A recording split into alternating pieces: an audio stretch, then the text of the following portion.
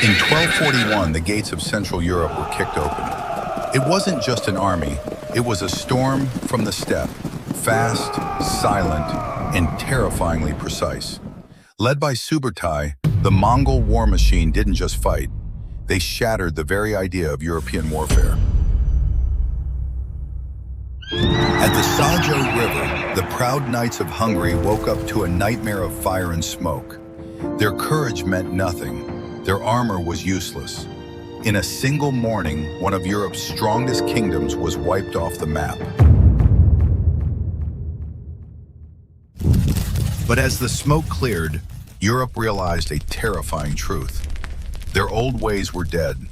To survive the Mongol terror, they had to transform the very land itself. They had to trade wood for stone. This is the story of how Europe rebuilt from the ashes, and how stone became the only thing that could stop the unstoppable. Welcome back to Historic Conflicts.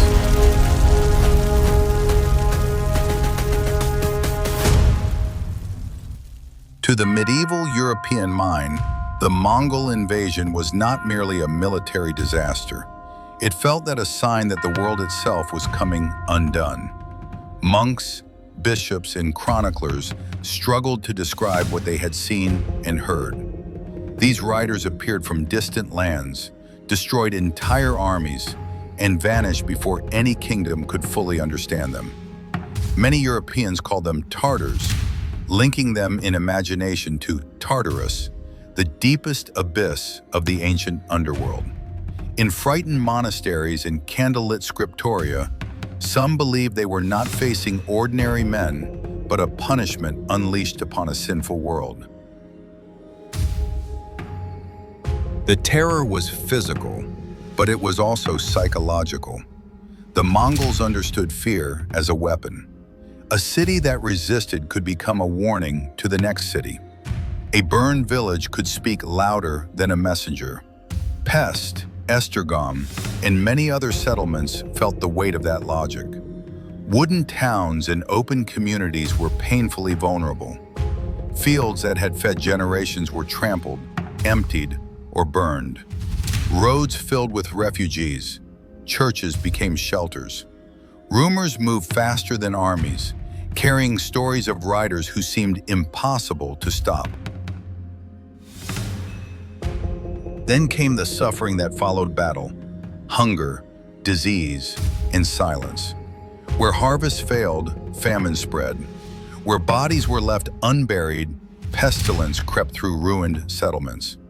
Some accounts whispered of survivors driven to act so desperate that they sounded less like history and more like nightmare. The invasion did not only kill soldiers, it shook the bonds that held medieval society together. Lord and peasant, priest and parish, crown and kingdom. In the devastated regions of Hungary, the feudal order did not vanish completely, but it trembled. For a time, the question was no longer how to win. The question was how anything could survive.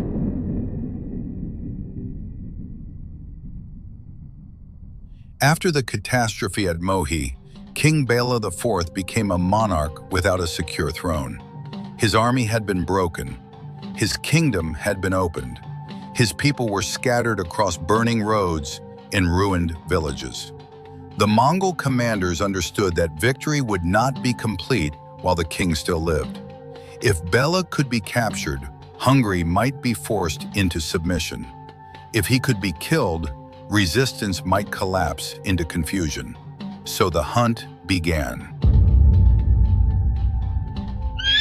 Bela fled across a kingdom that no longer looked like his own. Castles burned behind him. Provinces that had once answered his commands now answered only to fear. He crossed mountains, passed through snow, and moved from refuge to refuge, while Mongol detachments searched for him with relentless discipline. At last, he reached the Dalmatian coast in the stone fortress of Trogir, clinging to the rocks above the Adriatic Sea. There, with the sea behind him and the ruins of his kingdom before him, Bela saw the truth with brutal clarity. There was almost nowhere left to run. From exile and desperation, Bela appealed to the powers of the West. He warned that Hungary was not merely a distant frontier, it was a shield. If Hungary collapsed completely, the road into Central Europe would remain open. In the years that followed, he sent warnings and pleas to the papacy, including Pope Innocent IV, and to rulers across Western Christendom. He needed men, money, and a united response. What he received was far less than what survival demanded. Western Europe was divided by rivalry, politics, and its own wars. To many beyond the danger zone, the Mongol storm still seemed distant, devastating but not yet personal. That indifference changed Bela. No great foreign army would rebuild Hungary for him. No emperor would place stone on his frontiers. No miracle would raise his kingdom from the ashes. If Hungary was to survive the next invasion, it would have to transform itself from within. The lesson of Mohi had been written in blood. The answer would have to be written in stone.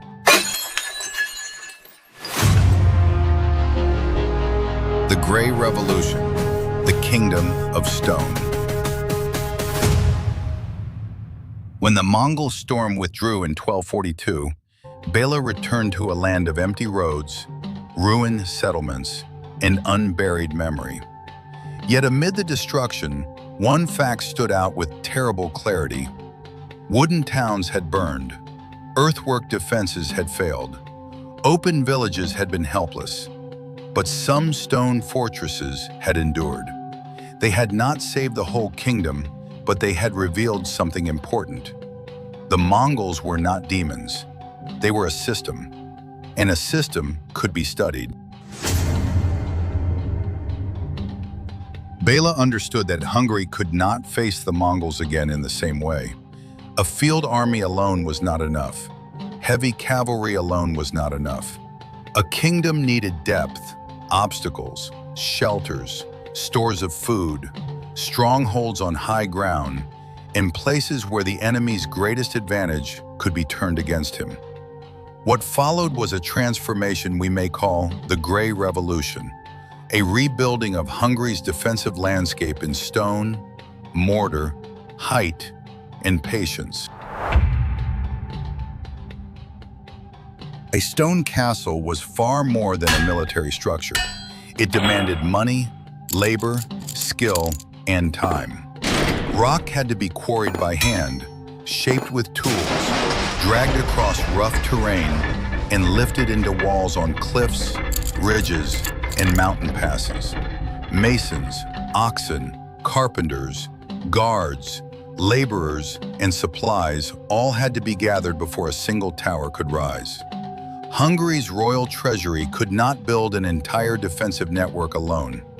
Bela faced a painful truth. If he wanted the kingdom to become stronger, the crown itself would have to give up part of its power.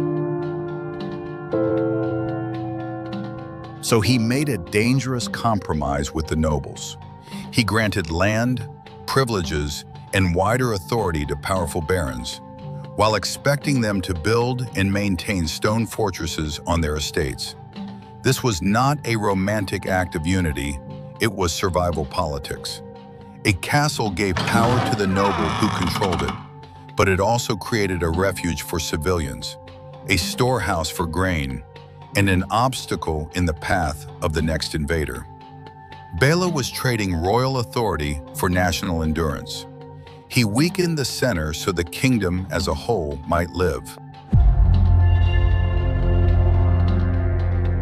Across the decades, the horizon of Hungary changed.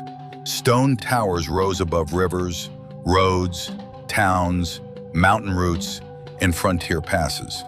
These castles were not designed to win one glorious battle in the open field. Their purpose was colder and more patient. They could delay an army, protect food, shelter people, force sieges, and turn speed into exhaustion. Hungary was becoming harder to conquer, not because it had forgotten Mohi, but because it remembered it too clearly.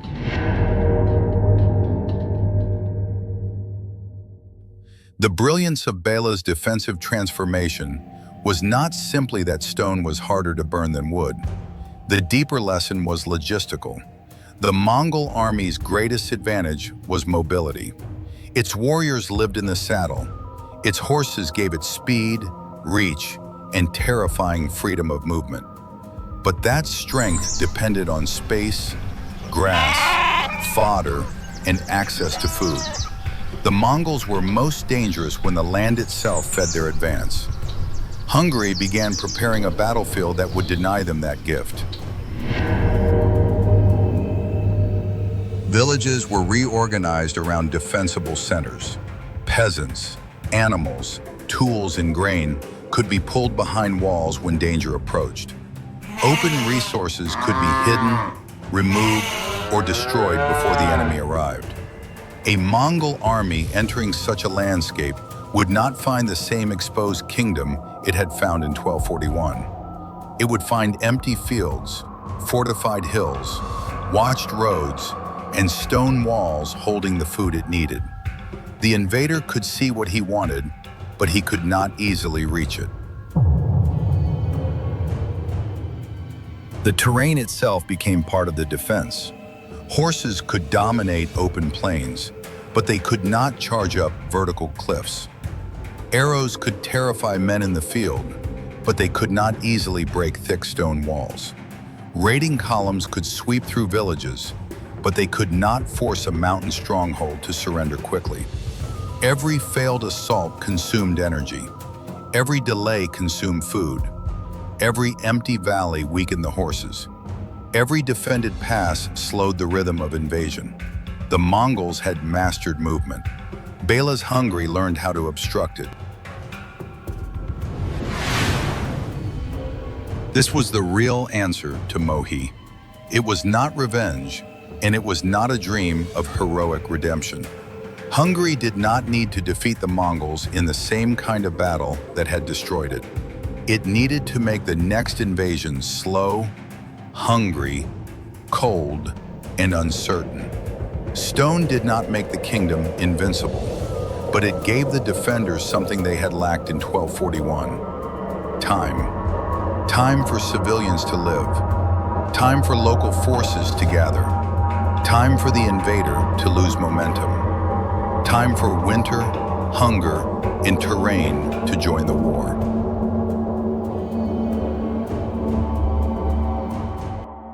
The Grey Revolution was not born from theory alone. It came from what had happened during the darkest days of the first invasion. While much of Hungary burned, a few stone strongholds had achieved what field armies could not. They resisted long enough to expose the limits of Mongol power. At Klis, a fortress perched high on a narrow rocky ridge near the Adriatic coast, the Mongols faced a battlefield that did not suit them.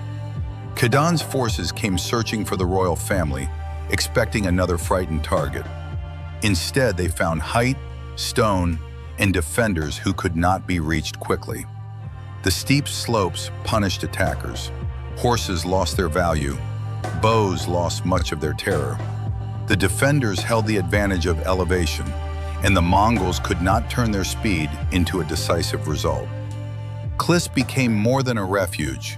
It became proof that the steppe army could be resisted when forced into the wrong terrain. Esztergom offered another lesson. The lower towns suffered terribly, as so many towns did, but the stone citadel did not fall in the same way. The Mongols used captives, pressure, and siege methods, yet the strongest parts of the fortress endured. To Bela, examples like Klis and Esztergom were evidence, not legends. The Mongols could destroy armies in the open. They could burn wooden settlements and spread terror across roads and plains. But against stone, height, supplies, and determined defenders, their conquest machine could slow, stall, and fail. These bastions became blueprints for a different future. Medieval Europe often imagined salvation through sacred banners, noble bloodlines, or battlefield valor. After Mohi, the lesson was less romantic. Survival could depend on quarrymen, masons, oxen, ledgers, storehouses, walls, and years of preparation for a war that might not return for decades. Hungary's future would not be built in gold. It would be built in gray stone.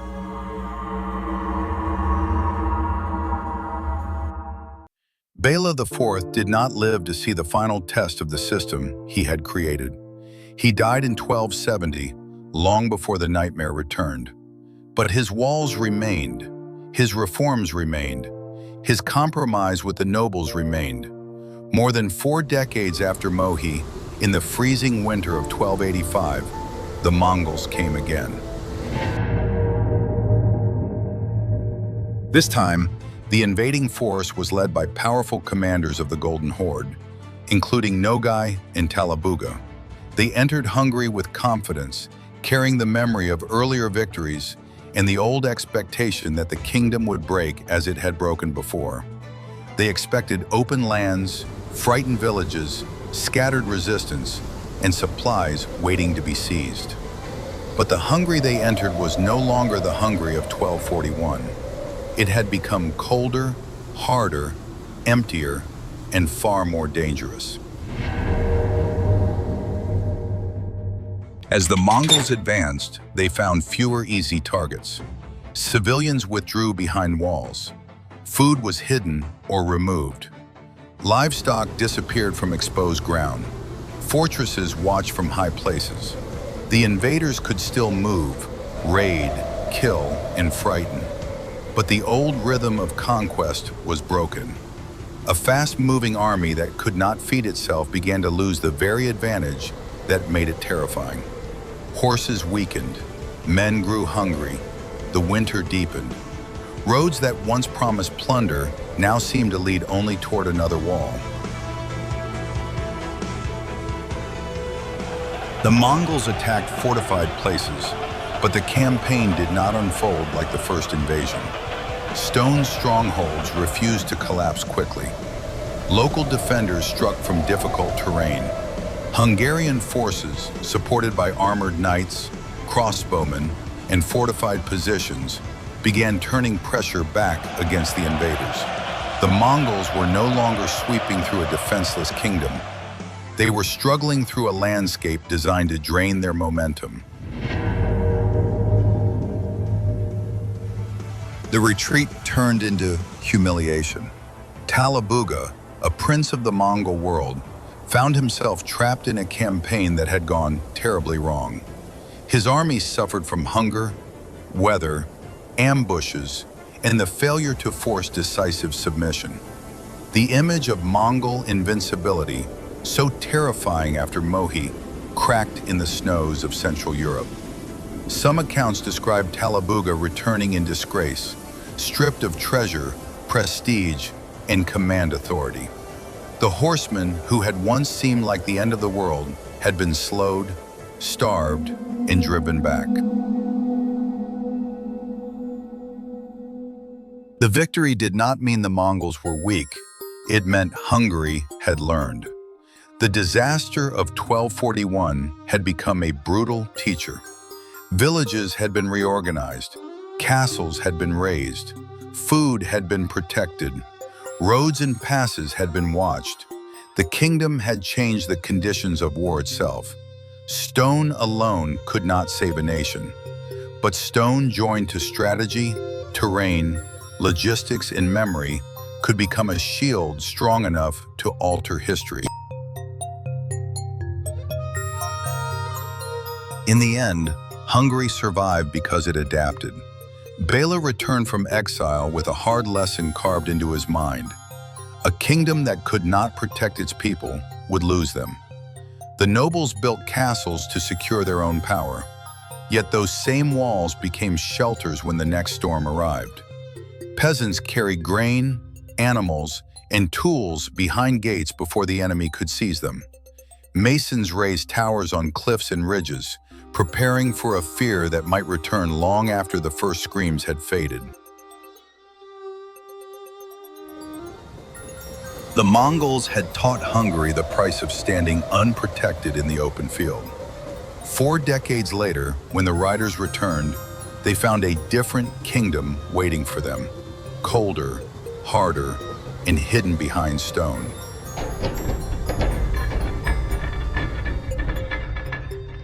When the horizon darkened for the second time, Hungary did not stand naked before the storm. It stood behind stone.